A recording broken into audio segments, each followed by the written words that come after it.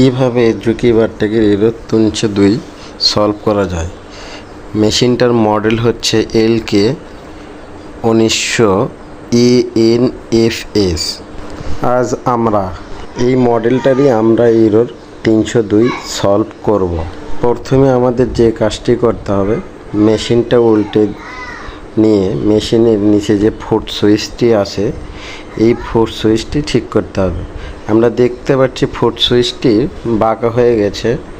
আমরা সেটা প্লাস দিয়ে সোজা করে নিলাম। সোজা করে নেওয়ার পরে আমাদের ওখানে স্ক্রুড্রাইভার দিয়ে অ্যাডজাস্টিং এর একটা নাট আছে, সেটা দিয়ে আমরা কম বের করে নিলেই, নিচ দিকে নিলেই বডির সাথে যখন লেগে থাকবে তখন অটোমেটিকলি 302 ভালো হয়ে যাবে।